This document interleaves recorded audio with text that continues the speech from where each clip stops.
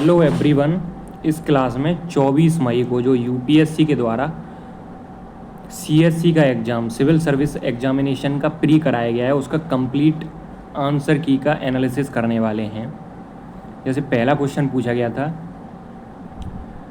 In the Pleistocene period either the Yamuna once flowed into the Indus or the Satluj flowed into the Yamuna and one major tributary of either had shifted from Ganga to the Indus or vice versa. तो इस which of the following is the basis of the above assertion? तो जो नदी सूक्त of the Rigveda में दिया गया है ये, the exploration of Sutlej and the Yamuna by Robert Bruce Foote. And third point दे रहा था कि the presence of the same species of dolphin in both the Indus and Ganga river system. तो पहले वाले का आपका आंसर हो जाएगा डी। इसमें जो ओनली थर्ड वाला सही हो जाएगा कि the presence of the same species of dolphin both the Indus and Ganga river system. Next question पूछा गया था, what does an empty sheet represent in early Buddhist iconography. थोड़ा बड़ा कर ले रहा हूँ ताकि दिखने में इजी लगे।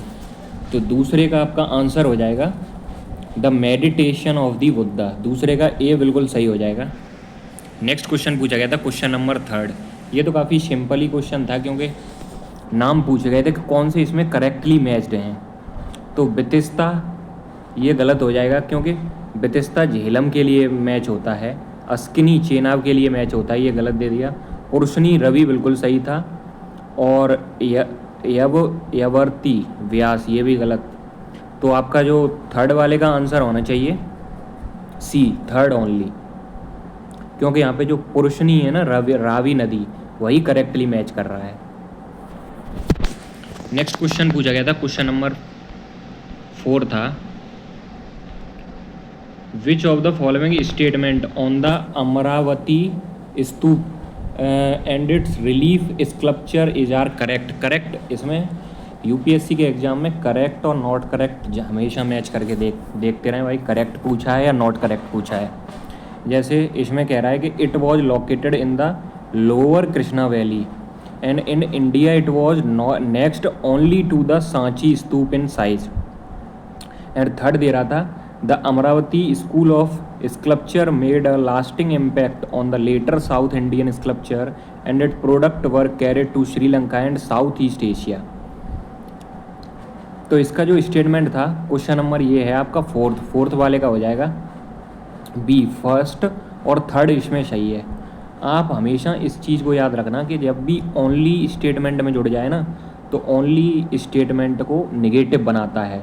निगेटिव जैसे अब इसने कह दिया in India it was the next only to Sanchi stupa in size, मतलब इसके जैसे बिल्कुल फिक्स कर दिया। और ऐसा भी तो हो सकता है इस जैसा ना हो वो चीज़, इसलिए ओनली हमेशा एक्सट्रीम होता है। अगर आपको पता नहीं है कि ओनली ये वाला स्टेटमेंट सही है या गलत है तो ओनली की वजह से आप गलत ही लगाना उसे।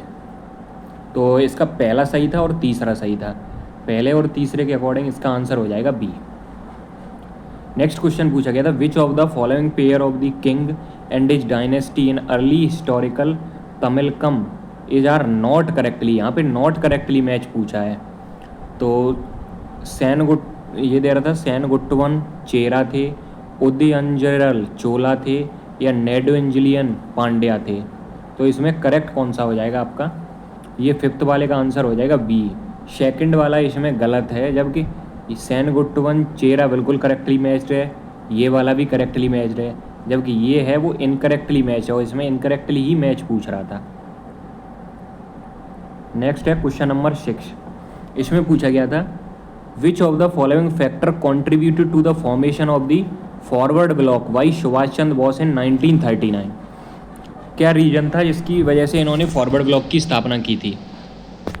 Boss failed to win the confidence of the Mahatma Gandhi, पहला स्टेटमेंट ये दे रहा था। दूसरा दे रहा था कि Congress left was disunited and failed to support Bose and the communist did not support Bose in his endeavours. Fourth statement था कि the supporter of M N. Roy and socialist leader like Jayaprakash Narayan preferred Congress unity to supporting Bose. तो इसमें से कौन सा स्टेटमेंट था जिसकी वजह से उन्होंने फॉरवर्ड ब्लॉक की स्थापना की थी। तो छठवें वाले का आंसर हो जाएगा आपका दूसरा और चौथा। दूसरा और चौथा, क्योंकि कांग्रेस लेफ्ट वॉज डिसयूनाइटेड हो गई थी and fail to support Bose, Bose को सपोर्ट करने में फेल हो गई थी। एंड फोर्थ वाला दे रहा था, supporter of the M N Roy and socialist leader like Jayaprakash Narayan preferred Congress unity to supporting Bose. तो दूसरा और चौथा इसका स्टेटमेंट करेक्ट है, मतलब डी वाला सही हो जाएगा। नेक्स्ट क्वेश्चन पूछा गया था, question number 7, consider the following statement regarding the British policy in Awadh immediately after it annexation in 1856 में जब हड़प लिया गया उसके बाद ब्रिटिश पॉलिसी क्या थी। The taluqdar were disposed of their state but allowed to retain their armed and forts. Second statement दे रहा था, a summary revenue settlement was made in 1856 assuming that the taluqdar जो थे वर आउटसाइडर थे। एंड थर्ड स्टेटमेंट दे रहा था, the British believed in taking revenue directly from the peasant by removing the taluqdar, taluqdar को रिमूव करके डायरेक्ट वो किसानों से रेवेन्यू रिसीव कर रहे थे। तो इसमें से कौन सा स्टेटमेंट करेक्ट था। क्वेश्चन नंबर है ये आपका क्वेश्चन नंबर 7। क्वेश्चन नंबर 7 का आंसर हो जाएगा आपका ए, दूसरा और तीसरा स्टेटमेंट सही है और फर्स्ट वाला गलत हो जाएगा। नेक्स्ट क्वेश्चन पूछा गया था question number 8,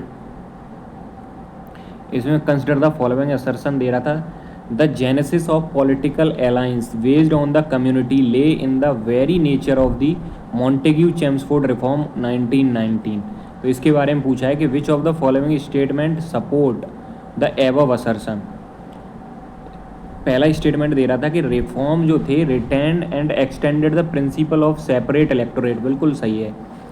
and separate electorate were suppose to counter Indian nationalism which was growing stronger. Third में दे रहा था, deprived class rallied around the favour inherent in a separate electorates. तो इसमें कौन सा करेक्ट हो जाएगा आपका, क्वेश्चन नंबर 8 का हो जाएगा आपका डी। पहला दूसरा तीसरा तीनों ही स्टेटमेंट करेक्ट हैं, क्योंकि 1909 में आपका सेपरेट इलेक्टोरेट्स को इंट्रोड्यूस किया गया था और इसके द्वारा 1919 के द्वारा इसे एक्सट्रीम लेवल तक बढ़ा दिया गया था। नेक्स्ट क्वेश्चन पूछा गया था कि Pandit Mallikarjun Mansur the famous classical singer from Karnataka represented the, कौन सी घराना से रिलेटेड थे। तो 9th वाले का आंसर हो जाएगा आपका जयपुर अतरौली घराना, डी बिल्कुल सही हो जाएगा। क्वेश्चन नंबर 10 था कि in which of the following text does the term kshetra patni mistress of the field originate. तो 10 वाले का आपका आंसर हो जाएगा अथर्ववेद, वी इसका बिल्कुल सही हो जाएगा। नेक्स्ट क्वेश्चन पूछा गया था, which of the following Carnatic music ragas is similar to raga Bilawal in the Hindustani music. तो 11 वाले का आपका आंसर हो जाएगा D Dheera Shankarabharanam, D बिल्कुल सही हो जाएगा इसका। नेक्स्ट क्वेश्चन पूछा गया था, artificially fixed rupee sterling exchange rate prescribed by the Hilton Young commission 1926 was adopted by the British government for which one of the following reason. तो इसमें से कौन सा रीजन की वजह से उन्होंने एडॉप्ट कर लिया था। तो ऑप्शन दे रहा था कि aiding the flow of remittance from India and maintaining India's creditworthiness. दूसरा स्टेटमेंट दे रहा था providing support to Indian importers. Third दे रहा था encouraging exports of cotton produce from India. D दे रहा था preventing depreciation of the rupee in terms of gold. तो आपका जो 12 वाले का आंसर हो जाएगा वो डी हो जाएगा, क्योंकि ये प्रिवेंट कर रहा था depreciation of the rupee in the terms of gold. Next question पूछा गया था कि फॉलोइंग स्टेटमेंट दे रहा था, फिर इसमें से associated with which of the following कौन था। तो पहले स्टेटमेंट पढ़ते हैं। पहले में दे रहा था जो पाली टेक्स्ट था contain the first definite reference two coins, जैसे खपन, निख, खमसा एंड ककनिका। दूसरा दे रहा था the literacy evidence from Pali text is corroborated by archaeological evidence of punch mark coin from many sites, most of them made of silver. Above statement been associated with which of the following the emergence of urban life, transition to money economy. कौन सा इसमें से statement बिल्कुल सही है आपका। Question number 13 वाले का आंसर हो जाएगा C, both first and second statement सही है। नेक्स्ट क्वेश्चन पूछा गया था कि which of the following temple has having Nagara style shikhara. तो 3 टाइप की स्टाइल होती हैं, नगर, द्रविड़ और एक वेशर स्टाइल। तो नगर स्टाइल का शिखर किस में था? मल्लिघट्टी शिवालयम बादामी के and Huchchi, Malligudi temple Aihole, Dashavatar temple Deogarh और विरूपाक्ष टेम्पल पट्टादकल। तो आपको इतना बस पता होना चाहिए, नागर जो स्टाइल वाले टेम्पल होते थे ना वो नॉर्थ इंडिया में होते थे। अगर इतना पता होता तो आप इसको कर जाते ईजिली। तो इसका आंसर हो जाएगा 14 वाले का आपका सी, तीसरा ओनली। जो दशावतार टेम्पल देवगढ़ है ये कहाँ पे है? उत्तर प्रदेश में पड़ता है। तो यही इसका स्टेटमेंट सही हो जाएगा, क्योंकि तीसरा, और तो सारे साउथ के टेम्पल हैं। साउथ के टेम्पल में नागर स्टाइल ना होकर द्रविड़ स्टाइल होती है। नेक्स्ट क्वेश्चन पूछा गया था, among the 4 main forms of existence of life recognised in Jainism which one of the following is not included? कौन सा इंक्लूडेड नहीं था? तो 15 वाले का आंसर हो जाएगा आपका यक्ष। जो डेमी गॉड्स था वो इंक्लूडेड नहीं था, जबकि देव, मनुष्या ये मतलब ह्यूमंस, और त्र्यच्चा मतलब एनिमल्स, ये एनिमल्स एंड प्लांट ये सारे इंक्लूडेड थे, जबकि यक्ष जो डेमी गॉड्स था वो इंक्लूडेड नहीं था। नेक्स्ट क्वेश्चन पूछा गया था, जो हेलिसालेसिया पेंटिंग थी इन द वाघ केव्स किसको रिप्रेजेंट करती थी? तो 16 वाले का आपका आंसर हो जाएगा ए, जॉयस फोक डांस को रिप्रेजेंट करती थी। 16 वाले का ये बिल्कुल सही हो जाएगा। नेक्स्ट क्वेश्चन पूछा गया था, consider the following statement relating to the use of place value system in India. पहला स्टेटमेंट दे रहा था, earliest epigraphic use of the place value system in India is found in the Mankani plates from Gujarat. 595 से 596 AD इसका time period दे रहा था। In the 9th century जो प्लेस वैल्यू थी become general in inscription all over India. Third statement था, the place value have been found in the Sanskrit inscription in south east Asia as early as the 7th century. तो 17 वाले का जो answer होगा आपका वो हो जाएगा फर्स्ट, सेकंड, थर्ड, मतलब तीनों ही स्टेटमेंट इसके करेक्ट हैं। नेक्स्ट क्वेश्चन पूछा गया था, consider the following statement about the archaeological finding in Harappa towns. There is a wide occurrence of spindle holes in the house but absence of spinning wheels. Second statement था, weight and measurement scale complete with graduations have been discovered. There are house built in a large part with baked bricks around relatively spacious courtyards with their own wells, bathing platforms and large rooms. Which of the following inference can be drawn from the above statement? Statement first कहता है कि statement first suggest that spinning was a laborious activity done at home. बिल्कुल सही statement है। And statement second कह रहा है suggest that the extent of the scientific knowledge that the Harappan past, ये भी सही है। And statement third suggest the emergence of a common property system, नहीं, थर्ड वाला गलत हो जाएगा, ओनली फर्स्ट एंड सेकंड इसका सही हो जाएगा। नेक्स्ट क्वेश्चन पूछा गया था, एका मूवमेंट से रिलेटेड और बारदौली जो सत्याग्रह से उससे संबंधित। Which one of the following statement about the Eka movement and Bardoli Satyagraha is correct? जो एका मूवमेंट था was throughout the supported and organized by the Congress, while Bardoli Satyagraha was initially independent of Congress influence and was only in the last stage of supported by the Congress. जो Eka movement था 19 वाला है ये question, और एक दूसरे में दे रहा है कि जो एका मूवमेंट था was provided leadership by the taluqdar of Awadh, whereas the Bardoli Satyagraha was movement of the landless labourers.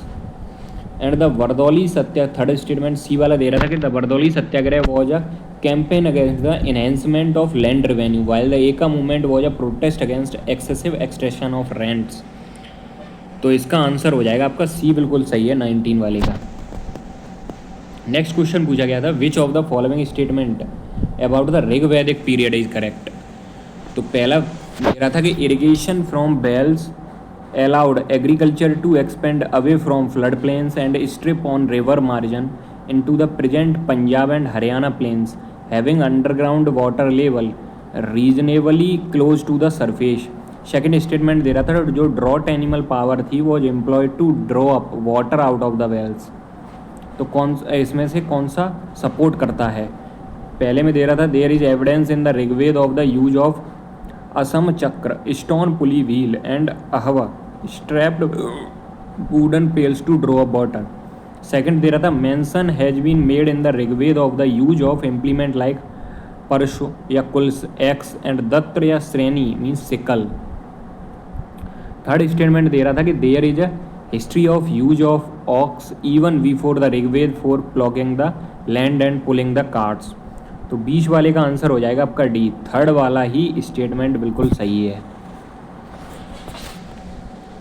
Next question number 21 था कि जो तुंगुरुआ वॉल्केनो है, Tungurahua volcano which was declared a global geopark by UNESCO in 2025 is situated in which of the following country.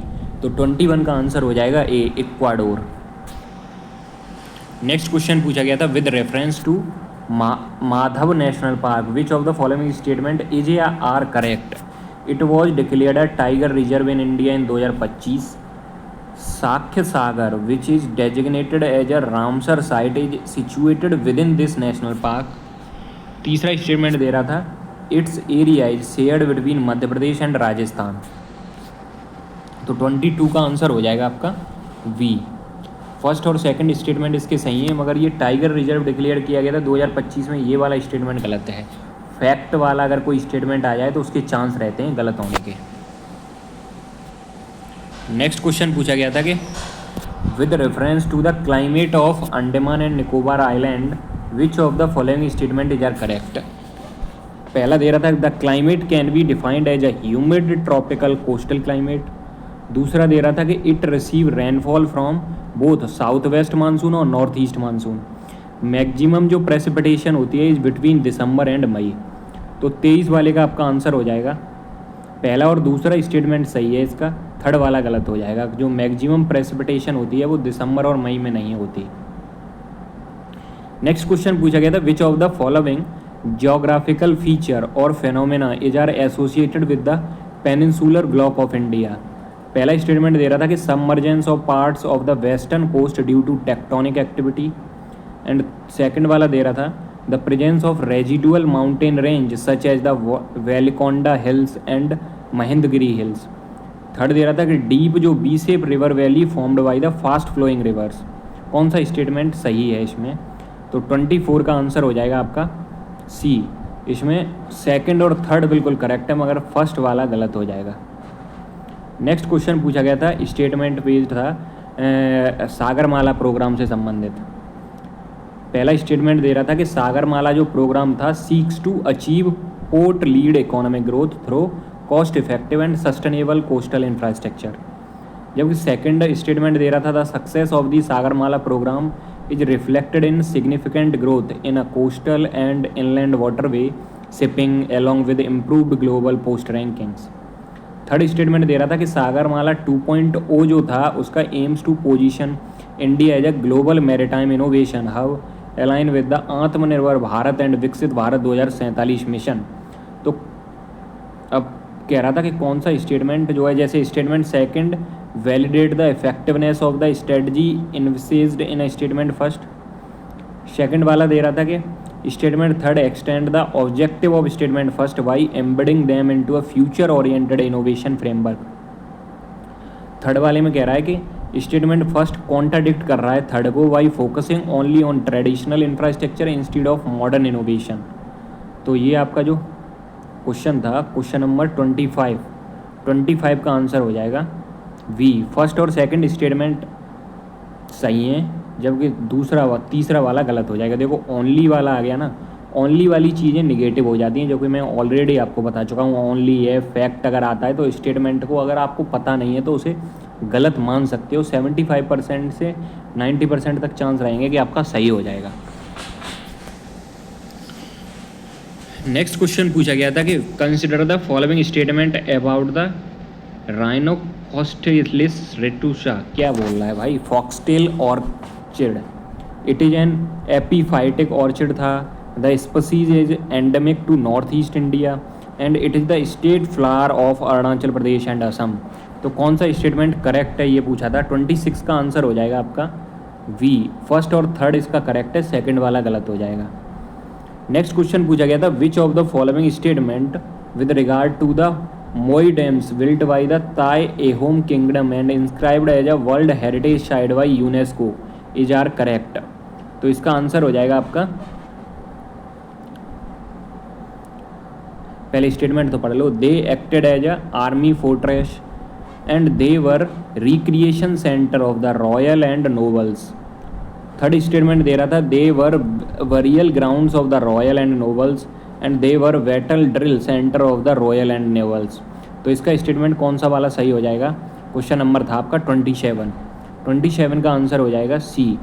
Only third वाला सही है कि there were burial grounds थे of the royal and nobles के।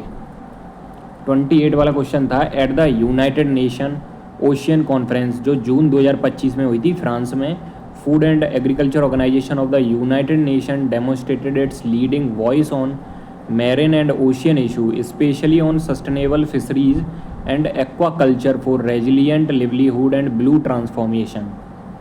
विच of the following combination about the 4 waiters proposed by FAO for blue transformation is correct? तो इसमें 28 का answer हो जाएगा आपका V, water production, water nutrition, water environment, water life. Next question है 29, which of the following statement with reference to lake जो Turkana है is correct? It is the largest desert lake in the world. The lake is situated in South Sudan along the eastern fringe of the Sahara desert. The lake is listed as a UNESCO world heritage site and also refer to as the jade sea. तो कौन सा statement इसका correct हो जाएगा? 29 का answer हो जाएगा B. First और थर्ड इसका करेक्ट है, सेकंड वाला गलत हो जाएगा।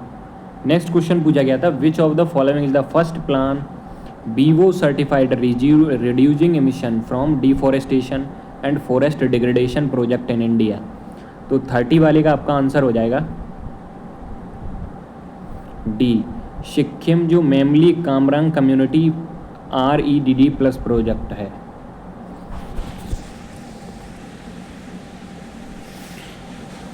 इससे अगर आगे सॉल्यूशन चाहिए तो कमेंट सेक्शन में बता देना, और आगे अगर PDF चाहिए तो टेलीग्राम पे आपको मिल जाएगी।